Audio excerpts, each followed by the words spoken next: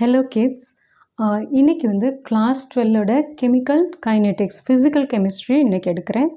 So இது ஒரு சைல்டோட ரெக்வெஸ்ட்னால டைரெக்டாக இந்த சாப்டருக்கு ஜம்ப் பண்ணியிருக்கேன். பட் பிஃபோர் இந்த சாப்டர் வந்து படிக்கிறதுக்கு முன்னாடி நீங்கள் வந்து தெர்மோடைனமிக்ஸ் வந்து படிச்சிருக்கணும். கெமிக்கல் ஈக்குவிலிபிரியம் அப்படிங்கிறதையும் படிச்சிருந்தீங்கன்னா இது வந்து புரிஞ்சுக்கிறதுக்கு ஈஸியாக இருக்கும். இருந்தாலும் பரவாயில்ல, இன்றைக்கி நம்ம பார்ப்போம். ஜஸ்ட் இன்றைக்கி ஒரு இன்ட்ரோடக்ஷன் நான் கொடுக்குறேன். So what is a chemical kinetics? அப்போ கைனெட்டிக்ஸ் அப்படிங்கிறது என்ன? மூமெண்ட்டை குறிக்கிறது. அதாவது கெமிக்கல் ரியாக்ஷன் நடக்கும்போது அதுக்குள்ளே நடக்கிற ஒரு மூமெண்ட், அதை பற்றி படிக்கிறோம். இது ஒரு சப்ஸ்டன்ஸ் நம்ம எடுக்கிறோம். ஸோ அந்த சப்ஸ்டன்ஸ் வந்து ஒரு கெமிக்கல் ரியாக்ஷனுக்கு போயிட்டு நியூவாக ஒரு சப்ஸ்டன்ஸ் ஃபார்ம் ஆகுது. ஸோ இந்த சப்ஸ்டன்ஸ் ஃபார்ம் ஆகிறதுக்கு என்னென்ன ஃபேக்டர்ஸ் இன்வால்வ் ஆகுது அப்படிங்கிறத பற்றி தான் இதில் படிக்கிறோம். இந்த சப்ஸ்டன்ஸ் ஏற்கனவே எடுத்திருக்க ரா மெட்டீரியல்ஸை எடுத்துருக்கிறதுக்கு பேர் என்னன்னு சொல்லுவோம்? ரியாக்டன்ட் ஸ்பீசிஸ் அப்படின்னு சொல்லுவோம்.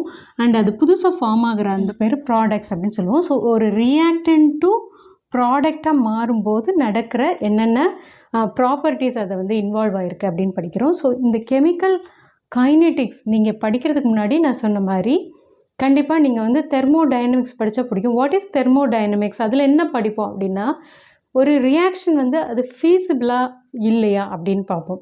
ஸோ தட் ரியாக்ஷன் நடக்குமா நடக்காதா, அது ஒர்த்தாக அது செஞ்சு பார்க்குறது அப்படிங்கிறது மட்டும்தான் அது சொல்லுது. பட் நீங்கள் வந்து இப்போது கெமிக்கல் கைனெட்டிக்ஸ் அப்படிங்கிறது என்னென்னா, இட்ஸ் அ ஃபிசிக்கல் கெமிஸ்ட்ரி. அது எதை டீல் பண்ணியிருக்குன்னா, rate of the chemical reaction, அது எந்த ஸ்பீடில் ரியாக்ட் ஆகுது அண்ட் என்ன மெக்கானிசம் அதில் இன்வால்வ் ஆகுது. அதாவது மேக்ரோஸ்கோபிக் லெவல்லையும் மைக்ரோஸ்கோபிக் லெவல்லையும் நம்ம பார்க்குறோம். அதாவது மேக்ரோஸ்கோபிக் லெவல் அப்படிங்கிறதுல எவ்வளோ சப்ஸ்டன்ஸ் எடுத்திருக்கோம், எவ்வளோ தீர்ந்துருக்கு, புதுசாக எவ்வளோ ப்ராடக்ட் ப்ரொடியூஸ் ஆகிருக்கு அப்படின்னு பார்க்குறோம். அண்ட் மைக்ரோஸ்கோபிக் லெவல் அப்படின்னு பார்க்கும்போது மாலிகுலர் பிஹேவியர், அதோடைய எனர்ஜி என்ன, கொலேஷன், அந்த மாதிரி விஷயங்களை எடுத்துக்கிறது தான். ஸோ ஒரு முக்கியம் இப்போ வந்து 3 ஆஸ்பெக்ட்ஸ் வந்து ஒரு கெமிக்கல் ரியாக்ஷன்ஸ்க்கு வேணும். அது என்ன அப்படின்னு பார்த்தீங்கன்னா, feasibility and at what extend அந்த கெமிக்கல் ரியாக்ஷன் வந்து ஹேப்பன்ட், நடக்கும் அப்படிங்கிறது, ஸ்பீட் ஆஃப் த ரியாக்ஷன், அதாவது ரேட் ஆஃப் த ரியாக்ஷன். இது 3 ஆஸ்பெக்ட்ஸ்லையும் அதை பார்க்குறோம். ஃபீஸிபிலிட்டி அப்படிங்கிறது என்ன அப்படின்னா, அது வந்து பாசிபிள், எந்த அளவுக்கு அந்த ரியாக்ஷன் பாசிபிள், அது நடக்குமா நடக்காதா அப்படின்னு சொல்கிறது தான் ஃபீஸிபிலிட்டி. தெர்மோடைனமிக்ஸில் நம்ம படிப்போம் டெல்டா ஜிங்கிற வேல்யூ கிப்ஸ் ஃப்ரீ எனர்ஜி அப்படின்னு சொல்லுவோம். டெல்டா ஜியோட வேல்யூ வந்து லெஸ் தென் 0வாக இருக்கணும், அதாவது நெகட்டிவில் இருக்கணும். வேல்யூ வந்து நெகட்டிவில் இருந்தால் தான் இந்த ரியாக்ஷன் வந்து ஃபீஸிபிலிட்டி. நான் வந்து ஒரு பீக்கரில் வாட்டர் எடுக்கிறேன், அதில் கொஞ்சோண்டு ட்ராப்ஸ் ஆஃப் கலர் இங்க் ஏதாவது சேர்க்குறேன். அது என்னாகும், இமீடியட்டாக அதில் வந்து கரைஞ்சி ஃபுல் ஹோமோஜினஸ் மிக்சராக ஃபார்ம் ஆகிடுது. உடனே கலந்து கரைஞ்சிருது. இப்போது ஆயிலும் வாட்டரும் எடுக்கிறேன், அது நான் ரொம்ப நேரமாக குலுக்கிக்கிட்டே இருக்குமே, ரெண்டும் சேருமா? சேராது இல்லையா? ஸோ இது வந்து ஃபீஸிபிலிட்டி, இது நடக்குமா நடக்காதா அப்படின்னு சொல்கிறது. இந்த ஈக்குவேஷன் அது அதோட வேல்யூ வந்து நெகட்டிவில் வந்துச்சுன்னா நடக்கும் அப்படின்னு சொல்கிறது தான் தெர்மோடைனமிக்ஸ். ஸோ அதை யூஸ் பண்ணி நம்ம ஃபீஸிபிலிட்டி ஆஃப் தட் ரியாக்ஷன் கண்டுபிடிக்கிறோம். Second point, at what extend it happen, எது வரைக்கும் போகுது. நான் இப்போ 100 கிராம் ஆஃப் ஒரு சப்ஸ்டன்ஸ் ஏ எடுத்திருக்கேன், 100 கிராம் ஆஃப் சப்ஸ்டன்ஸ் பி எடுத்திருக்கேன். எனக்கு ஃபைனலாக 20 கிராம் ஒரு ப்ராடக்ட் கிடைக்கிது. பட் ஒரு ஸ்டேஜில் இது ஸ்டாப் ஆகிடும், 30க்கு மேலே போகலை. ஸோ என்னாகும், ஈக்குவலிபிரியம் அடைஞ்சிரும். அதாவது ரியாக்டன்ஸ்லேருந்து ப்ராடக்ட்ஸுக்கு மாறுது, ரியாக்டன்ஸாக இருக்குது ப்ராடக்ட்ஸாக இருக்குது. ஒரு ஸ்டேஜில் இது ரொம்ப இன்க்ரீஸ் ஆகும்போது கொஞ்சோண்டு சில இது ரிவர்ஸ் ஆகும், ப்ராடக்ட் கொஞ்சம் ரியாக்டன்ஸாக மாறிடும். ஒரு ஸ்டேஜில் நின்றும், அதாவது அதுக்கு மேலே அது குறையாது அப்படி நின்றும், இதுக்கு மேலே இது கூடாது அப்படி நின்றும். அந்த ஈக்குவலிபிரியம் எது வரை நடக்குது அப்படிங்கிறத அந்த ரியாக்ஷனில் நம்ம பண்ணணும். தேர்டு எண்ணம் ஸ்பீட் ஆஃப் த ரியாக்ஷன். இது பார்த்திங்கன்னா ஸ்பீடு வந்து ரொம்ப முக்கியம். அந்த ரியாக்ஷன் என்ன ஸ்பீடில் நடக்குது அப்படிங்கிறது, ரேட், அதாவது ரேட் ஆஃப் த ரியாக்ஷன் எந்த ரேட்டில் நடக்குது அப்படிங்கிறது சொல்லணும். இந்த ரேட் ஆஃப் த ரியாக்ஷன் வந்து 3 டைப் ஆஃப் ஸ்பீடில் வந்து நம்ம பிரிக்கிறோம். ஃபாஸ்ட் ரியாக்ஷன் வச்சுக்கோம், ஃபாஸ்ட் ரியாக்ஷன், அடுத்து மாடரேட், அடுத்து வெரி ஸ்லோ அப்படின்னு வச்சுக்கிறோம். ஏன் இதை கன்சிடர் பண்ணோம்? இப்போ ஒரு கெமிக்கல் ரியாக்ஷனுக்கு வந்து நம்ம இதெல்லாம் ஏன் கன்சிடர் பண்ணுறோம் அப்படின்னா, சப்போஸ் இப்போ வந்து நான் சொன்ன மாதிரி ஒரு பீக்கரில் வாட்டர் எடுத்துக்கிறோம், அதில் ஒரு இங்கை ஊற்றுறோம். ஸோ இமீடியட்டாக அதை கரைஞ்சிரும். இப்போ இது வந்து very fast reaction, within a செகண்ட்ஸ்லேயோ செகண்ட்ஸில் இது நடக்குது. ஸ்லோ ரியாக்ஷன் அப்படிங்கிறோம். இப்போ ஒரு ஃபுட் எடுக்கிறோம், அது ஒரு காய் எடுக்கிறோம், அது ரைப்பன் ஆகிறது அப்படிங்கிறது ஒரு கெமிக்கல் சேஞ்ச் ஆகும். ரைப்பன் ஆகிறதுக்கு it take some time, like டேஸ்லேயோ மந்த்ஸ்லேயோ எடுக்கும். இல்லை டீகே ஆகிறது அப்படின்னு வச்சுக்கோம். கம்ப்ளீட் டீகே ஆகிறது, அதாவது அது ஸ்பாயில் ஆகி கெடுறதுனா ஒரு 3 நாளையில் கெட்டு போய்ட்டு கம்ப்ளீட்டாக டீகம்போஸ் ஆகிறது அப்படின்னா it will take around 30 to 40 days ஆகும். ஸோ அது வந்து ஸ்லோ ரியாக்ஷன். இது இமீடியட்டாக செகண்ட்ஸில் நடக்குது, இது டேஸ் அண்ட் மந்த்ஸில் நடக்குது. ரஸ்டிங் ஆஃப் அயன், துரு பிடிக்குது இல்லையா, கம்ப்ளீட்டாக அது கரைஞ்சி அயனே இல்லாமல் போகிறதுக்கு வந்து it will take some months and years ஆகும். இது ஸ்லோ ரியாக்ஷன் அப்படின்னு பார்த்தோம்னா, மாடரேட் ரியாக்ஷன் அப்படின்னா இது ரெண்டுக்கும் பிட்வீனில் இருக்கும்.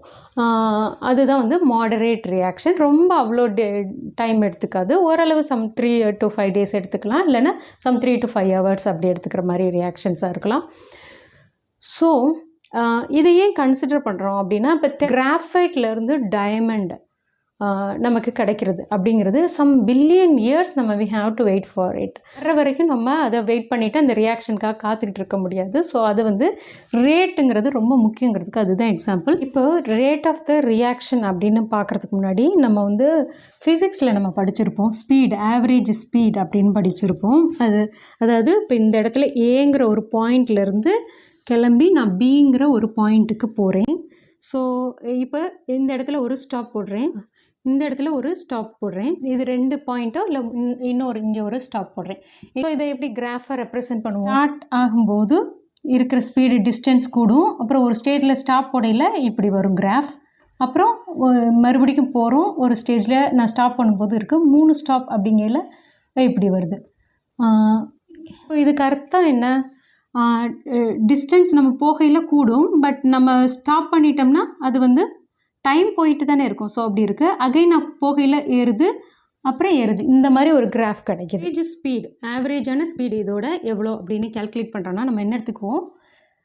ஃபைனல் டிஸ்டன்ஸு ரீச் ஆகிற final distance minus initial distance, initial divided by final time taken minus initial time. இப்போ பர்டிகுலராக இந்த செகண்ட் இந்த பாயிண்ட்டில் வந்து நான் என்ன ஸ்பீடில் போனேன் அப்படின்னு சொல்கிறேன்னா, ஸோ அதுக்கு வந்து ஆவரேஜ் இல்லாமல் இன்ஸ்டன்டேனியஸ் ஸ்பீடு அப்படின்னு dx/dt அப்படின்னு கேல்குலேட் பண்ணுவோம். ஸோ அதே போல் தான் இப்போ வந்து கெமிக்கல் ரியாக்ஷனோட ரேட்டை வந்து 2ஆக கேல்குலேட் பண்ணுவோம், average rate and instantaneous rate அப்படிங்கிறது. இன்ஸ்டன்டேனியஸ் ரேட் அப்படின்னா என்ன? இந்த பர்டிகுலர் பாயிண்டில் எவ்வளோ கான்சன்ட்ரேஷன் இருக்குது, அந்த டைம் என்ன அப்படின்னு நம்ம அதோட ஸ்லோப் எடுப்போம் இல்லையா, அதை வந்து டிஃப்ரென்ஷியல் பண்ணுவோம். இதை பார்த்துட்டு பயந்து அந்த பர்டிகுலர் பாயிண்டில் உள்ள ஒரு சின்ன ஸ்மால் வேல்யூவை கூட நம்ம எடுக்கிறதுக்கு தான் இந்த இன்ஸ்டன்டேனியஸ் ரேட் வந்து நம்ம யூஸ் பண்ணுறோம். ஸோ இப்போ இதையே நம்ம வந்து கிராஃபிக்கலாக ரெப்ரசன்ட் பண்ணுறோம் அப்படின்னா, இப்போ இந்த கிராஃபில் வந்து ரியாக்டன்ஸ் என்ன ஆகுது? as டைம் பாசஸ் குறைஞ்சிக்கிட்டே வருது, அண்ட் ப்ராடக்ட் என்ன ஆகுது? as டைம் பாசஸ் இட் கூடிக்கிட்டே வருது, அண்ட் பர்டிகுலர் பாயிண்டில் 2 நின்றும், அதுக்கு மேலே கூடாது குறையாது. அந்த இடம் பேர் தான் ஈக்குவலிபிரியம் அப்படின்னு சொல்கிறோம். ஸோ அடுத்தது வந்து இப்போ நம்ம இதில் இருந்து ஆவரேஜ் கான்சன்ட்ரேஷன் கேல்குலேட் பண்ணுறோம். எய்தர் ரியாக்டன்ஸ் எடுத்து அதோடது பண்ணிக்கலாம், இல்லை ப்ராடக்ட்ஸோட தேக்கலாம். இப்போ ரியாக்டன்ஸ் எடுக்கிறதுனா என்ன ஃபார்முலா? மைனஸ், ஏன்னா ரியாக்டன்ஸ்னால் குறைஞ்சிக்கிட்டே வருது, ஸோ அதனால் அதோட minus delta R divided by delta T, அதாவது change in concentration divided by change in time. So இது எப்படி நம்ம கேல்குலேட் பண்ணுவோம்? இப்போது நான் 2 பாயிண்ட் எடுக்கிறேன், இந்த இடத்துல ஒரு பாயிண்ட்டு, இந்த இடத்துல. இப்போ இதோட கரஸ்பாண்டிங் கான்சன்ட்ரேஷனும் டைமும் வச்சு எடுத்தோம்னா இந்த ஏரியாவோட ஆவரேஜ் ரேட்டு நம்ம வந்து ரியாக்டன்ட் சைட்லேருந்து எடுக்க முடியும். இதே மாதிரி நம்ம ப்ராடக்ட் சைட்லேயும் நம்ம எடுத்து வந்து பண்ணலாம். ஸோ நம்ம எய்தர் ரியாக்டன்ஸை வச்சு ரேட்டு கேல்குலேட் பண்ணலாம், ப்ராடக்ட்ஸ் வச்சும் ரேட் கேல்குலேட் பண்ணலாம். இதே போல் இன்ஸ்டன்டேனியஸ் கேல்குலேட் பண்ணணும் அப்படின்னா பர்டிகுலர் மொமெண்ட்டில், இப்போ நம்ம ஆவரேஜ்னால் 2 வேல்யூ எடுக்கிறோம், அண்ட் பர்டிகுலர் மொமெண்ட்டில் பண்ணணும் அப்படின்னா அந்த கர்வ் கிட்ட இருக்கிற அந்த ஸ்லோப்பை நம்ம கண்டுபிடிக்க போகிறோம். ஸோ ஒரு டேஞ்சன்ட் வரைஞ்சு அது பர்டிகுலர் இப்படி போடும்போது அந்த இடத்துல உள்ள அந்த சின்ன value d concentration and d time dt அது எடுக்கிறோம். அதாவது டி கான்சன்ட்ரேஷன் சொல்லுவோம், டிஆர்னு போடுவோம், டிவைடட் பை டிடி. அது ரியாக்டன்ட் சைடில் எடுத்தால் மைனஸ் போடணும், மற்றதெல்லாம் அதே தான். அண்டு ப்ராடக்ட் சைடில் எடுத்தால் டிபி பை டிடி கேல்குலேட் பண்ண போகிறோம். இப்போ ஆர் அப்படிங்கிறது ரியாக்ஷன் கிவ்ஸ் டு ப்ராடக்ட்ஸ் வருது அப்படிங்கிறது இருக்குது. இப்போ அட் டைம் டி T1 டைமில் ரியாக்டன்ஸ் எவ்வளோ இருக்குது, R1 அமௌண்ட் ஆஃப் ரியாக்டன்ஸ் இருக்குது அப்படின்னு வச்சுக்கிறோம். அட் டைம் T2வில் நமக்கு R2 அமௌண்ட் ஆஃப் ரியாக்டன்ஸ் இருக்குது. இப்போ பண்ணுவோம் ஆவரேஜ் ரேட் எப்படி கால்குலேட் பண்ணுவோம், R2 மைனஸ் R1. இது வந்து இப்படி ப்ராக்கெட்டில் போடணும், ஏன்னா அதோட கான்சன்ட்ரேஷனை நம்ம இது பண்ணியிருக்கிறதுனால R2னா என்ன, ஃபைனல் கான்சன்ட்ரேஷன் இப்போ எவ்வளோ இருக்குது minus initial concentration divided by T2 final time முடியும் போது அண்ட் இனிஷியல் டைம் எடுத்து பண்ணுறோம். ஸோ இதை வந்து எப்படி ரெப்ரசன்ட் பண்ணுவோம், டெல்டா நமக்கு தெரியும், சேஞ்ச் இன் அப்படிங்கிறத எப்படி சொல்லுவோம், delta concentration of R by delta T. இதுதான் ஃபார்முலா. ஓகேவா. ஸோ ஆவரேஜ் ரேட் அப்படின்னா என்ன, ஆக்சுவலாக change in concentration of reactants divided by change in time அப்படின்னு சொல்லலாம், time or change in concentration of products divided by change in time.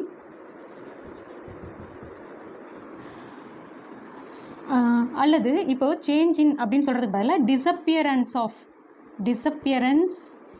of reactants, appearance of products அப்படிங்கிற வார்த்தையும் நம்ம சொல்லலாம். ஏன் அப்படி சொல்கிறோம் அப்படின்னு பார்க்குறோம். ஸோ இப்போ வந்து நான் 100 grams ஆஃப் ரியாக்டன்ஸ் எடுக்கிறேன், 100 கிராம் எடுக்கிறேன் அண்ட் ப்ராடக்டாக ஏதோ ஒரு ஃபார்ம் ஆகிடுச்சு. ஸோ ஃபைனலாக இப்போ ஃபைனல் டைமில் இருக்கிறது வந்து 50 கிராம் தான் இருக்குது. இந்த 50 கிராம் அளவை வச்சு தெரியலையா, இப்போ 100லேருந்து குறைஞ்சிருக்கு. ரியாக்டன்ஸ்னால் நம்ம எடுத்துருக்கிறது குறைஞ்சால் தான் ப்ராடக்ட்ஸ் வந்து ஃபார்ம் ஆகி ப்ராடக்ட்ஸ் கூட்டிகிட்டே போகும், ரியாக்டன்ஸ் குறைஞ்சிக்கிட்டே வரும். ஸோ இப்போ 100லேருந்து 50 கிராம் வந்திருக்கு. இதை வச்சு இந்த கான்சன்ட்ரேஷனை வச்சு நம்ம ரேட் என்ன அப்படிங்கிறத கால்குலேட் பண்ணலாம். அல்லது இப்போ இது வந்து 50 கிராம் ஆஃப் ப்ராடக்ட்ஸ் வந்து ஃபார்ம் ஆகிருக்கு. இது எவ்வளோ குறைஞ்சிருக்கோ அந்த அளவுக்கு ப்ராடக்ட்ஸ் நமக்கு வந்திருக்குன்னா நம்ம ப்ராடக்ட்ஸை மட்டும் எடுத்துக்கூட அதோட கான்சன்ட்ரேஷனை எடுத்தால் கூட நம்ம வந்து இப்போ வந்து ரேட் ஆஃப் த ரியாக்ஷன் வந்து ரியாக்டன்ஸ் அப்படிங்கிறது என்ன, குறைஞ்சிக்கிட்டே வருது. அப்போ அதை வந்து டினோட் பண்ணுறதுக்கு minus delta R by delta T அப்படின்னு ரெப்ரசன்ட் பண்ணணும். அதான் இங்கே ஒரு மைனஸ் போடணும். இந்த மைனஸ் ஏன் போடுறோம் அப்படின்னா நமக்கு கான்சன்ட்ரேஷன் குறையில வேல்யூ வந்து நெகட்டிவில் வரும். ஸோ அதை அட்ஜஸ்ட் பண்ணுறதுக்கு இந்த ஃபார்முலா ரேட்லாம் பண்ணினவங்க மைனஸ் போட்டிருக்காங்க. பட் நீங்கள் இப்படி ஞாபகம் வச்சுக்கோங்க, ரியாக்டன்ஸ்னால் என்னாகும், குறைஞ்சிக்கிட்டே வருது. ஸோ அதனால் நான் மைனஸ் போட்டிருக்கேன் அப்படின்னு வச்சுக்கோங்க. அண்ட் ப்ராடக்ட்ஸுக்கு வந்து ப்ளஸில் தான் வரும். அதாவது delta P concentration delta P by delta T அப்படின்னு இருக்கும். இப்போது எக்ஸாம்பிளோட பார்ப்போம். இப்போ வந்து Hg plus Cl2 gives HgCl2 அப்படின்னு இருக்குது. இப்போ நம்ம வந்து ஃபஸ்ட்டு Hg எத்தனை மோல் எடுக்கிறோம், இதுக்கு அடுத்து என்ன, ஒரு மோல் எதுவுமே போடலைன்னா அந்த இடத்துல 1 அப்படின்னு அர்த்தம். 1 mole of Hg and 1 mole of chlorine எடுக்கிறோம். It gives HgCl2 1 mole. Stoichiometric கோஎஃபிஷியன்ட்ஸ்னு இது பேர். எவ்வளோ எடுக்கிறோம் அப்படிங்கிறது உங்களை எது கேட்டாலும் ஈக்குவேஷனை ஃபஸ்ட்டு எழுதி பேலன்ஸ் பண்ணிக்கோங்க. ஸோ பண்ணிவிட்டு அதுக்கப்புறம் தான் நீங்கள் மற்றதெல்லாம் வந்து போட்டிங்கன்னா ரொம்ப ஈஸியாக இருக்கும். ஸ்டாக்கியோமெட்ரிக் கோஎஃபிஷியன்ட்ங்கிறது முக்கியம். ஏன்னா ஒரு ப்ராடக்ட் நமக்கு 1 mole ஃபார்ம் பண்ணுறதுக்கு நம்ம எவ்வளோ ரியாக்டன்ஸ் எடுத்திருக்கோம், 2 எடுத்திருக்கோம், ரெண்டுமே 1 mole எடுத்திருக்கோம் அப்படிங்கிறது தான் இதுக்கு அர்த்தம். ஸோ இதுக்கு வந்து ரேட் ஆஃப் த ரியாக்ஷன் நம்ம எப்படி எழுதுவோம், நம்ம சொன்ன மாதிரி ஆவரேஜ் ரேட் ஆர் ஆவரேஜ் வந்து இந்த ரியாக்டன்ட் ஆஃப் ஹெச்ஜிக்கு இப்போ எழுதுகிறோம். அப்படின்னா என்ன, டிஸப்பியரன்ஸ் ஆஃப் ஹெச்ஜி எழுதுகிறோம். அதோட கான்சன்ட்ரேஷன் இதில் இது ரியாக்டன்ஸ் அப்படின்னாலே இது என்னென்னு போடணும், minus delta HG divided by delta T இப்படி ரெப்ரசன்ட் பண்ணுவோம். ஹெச்ஜியோட கான்சன்ட்ரேஷன் அதை வந்து ரேட் ஆஃப் த ரியாக்ஷனுங்கிறது இப்படி தான் ரெப்ரசன்ட் பண்ணணும். ஸோ டிஸப்பியரன்ஸ் ஆஃப் இன்னொரு இது இருக்கா, குளோரின், எப்படி ரெப்ரசன்ட் பண்ணுவோம், minus delta Cl2 divided by delta T. And here இதை வந்து appearance of HgCl2 mercury chloride எப்படி சொல்லுவோம், அதை ப்ளஸில் வரும். So delta HgCl2 concentration of change in concentration of the HgCl2 by delta T இப்படி தான் ரெப்ரசன்ட் பண்ணணும். ஸோ இது வந்து ஆவரேஜ் ரேட்டு தான் நம்ம சொல்லியிருக்கோம். இப்போ இன்ஸ்டன்டேனியஸ் ரேட் அப்படிங்கிறது என்ன, பர்டிகுலர் டைமில் நம்ம இன்ஸ்டன்டேனியஸ் ரேட் கால்குலேட் பண்ணுறோன்னா வேறு ஒன்றும் இல்லை.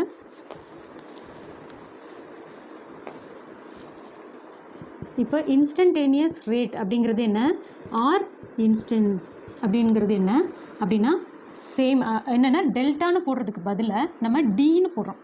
D of concentration of R by DT minus ரியாக்டன்ஸ்னால் அது எது ப்ராடக்ட்டுக்கு டிபி பை டிடி அப்படின்னு சொல்கிறோம். ஓகேவா? இப்போது இதே ரேட் ஆஃப் த ரியாக்ஷன் அப்புறம் பேக் இதுக்கு வருவோம். இப்போது இந்த கோஎஃபிஷியன்ட் வந்து இதுக்கு வந்து 1 இருக்குது. சப்போஸ் நம்ம வந்து வேறு எடுக்கிறோம். இப்போது செகண்ட் ஒன்று எடுக்கிறோம். HI ஹைட்ரஜன் அயோடைடு ஹைட்ரஜனாகவும் அயோடினாவும் ஸ்ப்ளிட் ஆகிடுச்சு. இப்போது இங்கே 2 இதோட கோஎஃபிஷியன்ட் என்ன 2 moles of hydrogen iodide dissociates to form hydrogen and iodine form ஆகுது. ஸோ இதோட ஸ்டேட்லாம் நீங்கள் ரெப்ரசென்ட் பண்ணிக்கோங்க. ஸோ இப்போ நமக்கு இதுக்கு தேவையான ரேட் ஆஃப் த ரியாக்ஷன் இந்த இதுக்கு எப்படி எழுதுவோம்? நான் சொல்லி கொடுத்தது வச்சு நீங்களே சொல்லி பாருங்கள், பண்ணி பாருங்கள். இப்போ இதுக்கு ரேட் ஆஃப் த ரியாக்ஷன் இந்த சைடு எழுதுறேன். எப்படி எழுதுவோம்? Minus delta HI by delta T equal to, நான் சொல்கிறேன் பார்த்துக்கோங்க, delta H2 by delta T equal to delta I2 concentration I2 by delta T. But இது வந்து ஈக்குவலாக இல்லை. இதோட கோஎஃபிஷியன்ட் என்னவா இருக்குது? 2வாக இருக்குது. ஸோ அந்த 2 எப்படி போடுறோம்னா இதுக்கு முன்னாடி 1/2 அப்படின்னு சேர்த்துக்கோங்க. கீழே இந்த 2வை வந்து கீழே போட்டுருங்க. சப்போஸ் இங்கே 3 இருக்குன்னா 3 போடுங்க. இங்கே 1 தான் இருக்குது, போடன்னு தேவையில்லை. ஸோ இந்த மாதிரி ரெப்ரசென்ட் பண்ணணும். இதுக்கு அர்த்தம் என்னென்னா நம்ம டேரெக்டாக பண்ணும்போது இது ஈக்குவலாக இருக்காது. இது வந்து 2 moles எடுத்துருக்கு, இது 1 mole. எல்லாத்தையும் 1 moleக்கு மாற்றணும். அப்படின்னா என்ன அர்த்தம்? இது 1 mole ஆஃப் HIக்கோட கான்சன்ட்ரேஷன்னா நமக்கு எப்படி வரும்? Delta HI by delta T. Suppose இங்கே 2 moles அப்படின்னு எடுத்துருக்கிறதுனால இதை மோலுக்கு 1 moleக்கு மாற்றுறதுனால இது என்னாகும்? இங்கே போயிடும். அப்போ 1/2 மைனஸில் minus delta HI by delta T இப்படி வருது. இப்போ இன்னொரு ரியாக்ஷன் கூட எடுத்துவோம், அப்போ தான் உங்களுக்கு புரியும். இப்போ நைட்ரஜனும் ஹைட்ரஜனும் சேர்ந்து நமக்கு அமோனியா ஃபார்ம் ஆகுது. 3 and 2 இப்படி வருது. ஸோ இங்கே 1 mole of nitrogen, 3 moles of hydrogen and 2 moles of ammonia form ஆகுது. ஸோ இன் திஸ் கேஸ் நீங்கள் வந்து இப்போ ரேட் ஆஃப் த ரியாக்ஷன் பண்ணணும் அப்படின்னா எப்படி பண்ணுவோம்? Minus of delta N2 concentration of N2 by delta T equals to இங்கே வந்து 3 இருக்குது, இந்த கோஎஃபிஷியன்ட் இருக்கிறதுனால மைனஸ் 1/3. அது அப்படியே கீழே டினாமினேட்டரில் போட்டுருங்க. 1/3 3 இருந்தால் 1/3, 5 இருந்தால் 1/5 அப்படி போட்டுக்கோங்க. So delta H2 by delta T equal to 1/2 delta NH3 by delta T இப்படி போடணும். இப்படி எழுத கேட்கணும். ஸோ இது வந்து கொஷின்ஸில் எப்படி கேட்பாங்க? What is the disappearance of nitrogen in this equation அப்படின்னு கொடுத்துட்டு காம்பினேஷன் கொடுத்துருப்பாங்க, போட்டு குழப்பியிருப்பாங்க. Like 3 delta H2 by delta T.